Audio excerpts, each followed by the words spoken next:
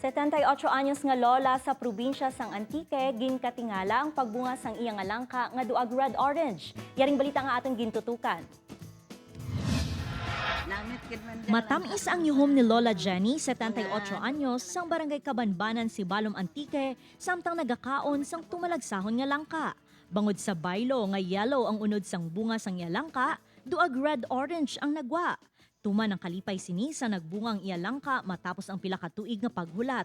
Suno kay Lola Jenny, ginhatagan ini sang langka sang abyan sini nga doktor kag sang gintanom. Nakibot na lang ini sang namunga sang lain nga kolor. So kalangka nga ragin tugro kang mega ko pag seminar naman. Tingnan ko na itanong ko. Tigin tanom ko tanda kun kasano pa kun ano nga yer. Kadya lang nagbunga sang kabilog. Pag naluto, kadya lang pagkaluto na to ginbistahan naman orange na bukan ti normal nga langka.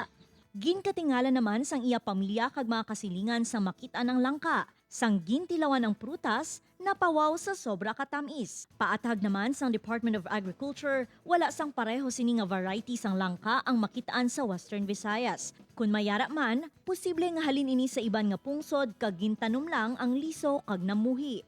Usually na mga variety no, mga rare variety nga na para sang langka nakita ko man na sa internet. Mapula siya, daw deep red gid siya, lain siya bala sa mga ordinaryo naton nga langka diri nga yellow. Halin ina sa usually sa Malaysia and other Asian countries. So siyempre may magkadto dito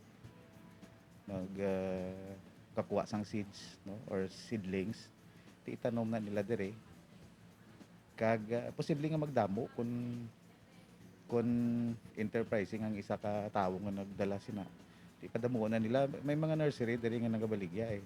Suno pa sa DA6 sa tion nga mapadamo ni Lola Jenny ang produkto nga langka, sarang nga mabaligya sinig kag mahimo nga palangitan-an, ilabi pa nga makabig nga tumalagsahon ini nga sahi sang langka. Upod kay Sergio Renduque, Zen Kilantang, One Western Visayas.